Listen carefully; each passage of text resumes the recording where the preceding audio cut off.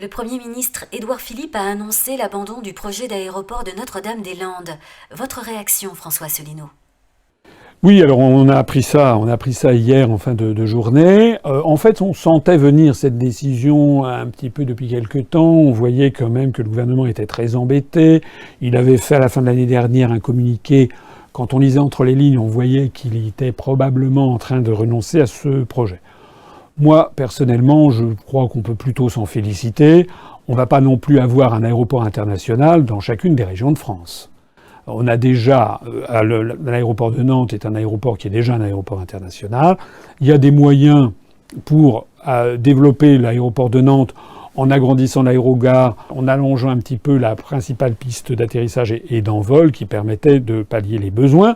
On a déjà des vols internationaux au départ des aéroports de Paris, de Bordeaux, de Toulouse, de Lyon, de Marseille, de Nice, de Lille, de Strasbourg, de Nantes, de Brest, enfin et j'en passe. En plus de ça, Nantes-Paris par TGV, ça doit faire quelque chose comme à peu près 3 heures de train. Je signale qu'il y a des très grandes métropoles à travers le monde où on a l'aéroport de la capitale qui parfois est à 2 heures de transport en commun.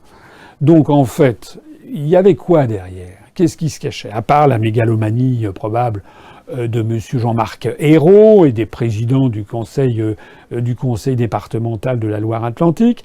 Il y avait certainement derrière le lobbying de l'entreprise Vinci qui avait dû aller faire son lobbying. Et puis il y avait aussi très probablement cette idée qui est que on doit avoir des aéroports internationaux dans les grandes régions. Et l'idée, c'est en fait toujours la même idée venant de l'Union européenne, c'est d'avoir une dislocation des États-nations avec des grandes euro-régions et chaque euro-région ayant son aéroport international, c'est ça. Alors, il y a eu une levée de bouclier que je crois assez saine, parce que je crois qu'il y a déjà 8 à 10% du territoire national qui est bitumé, qui est macadamisé. On va pas les laisser à nos arrière-petits-enfants, je sais pas, 45% de la surface de la France sous macadam, quoi.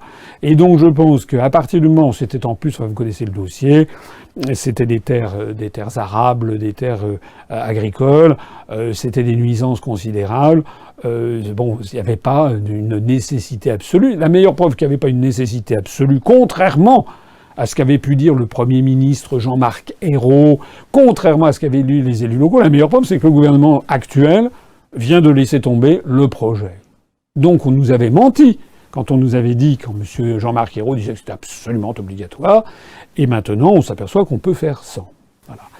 Alors il reste dans cette affaire, bien sûr, un petit calcul politique. Probablement que Emmanuel Macron a voulu faire plaisir aux gens qui sont sensibles aux questions d'environnement, ce qui d'ailleurs n'est pas anormal de vouloir faire plaisir à son électorat ou à l'électorat de façon générale. Donc il y a certainement un calcul politique. C'est également une façon peut-être de redonner un petit peu de crédit à Nicolas Hulot, ministre de l'écologie, qui s'était beaucoup opposé à la construction de l'aéroport de Notre-Dame-des-Landes. Mais il va y avoir un rendez-vous maintenant, c'est le dédit de l'État face à l'entreprise Vinci. Il y avait eu un contrat qui avait été un appel d'offres qui avait été lancé.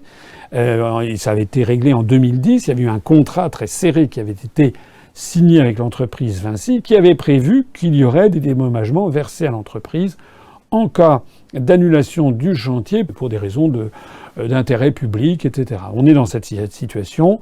Alors moi, j'ai vu les premières dépêches de presse, premiers articles qui commencent à sortir. On évoque des chiffres colossaux, 350 millions d'euros de dédommagements qu'il faudrait verser à l'entreprise Vinci parce que finalement le chantier n'aurait pas lieu.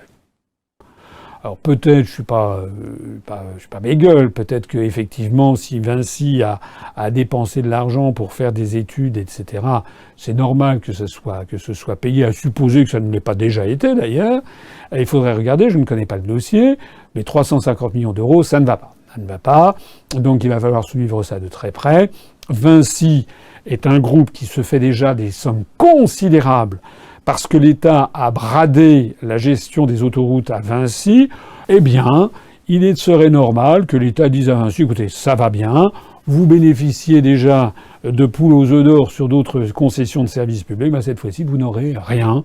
Et nous, en tout cas, on examinera tout ça pour vous le dire, pour vous dire ce qu'il en retourne sur cette affaire du prétendu dédommagement dû à l'entreprise Vinci.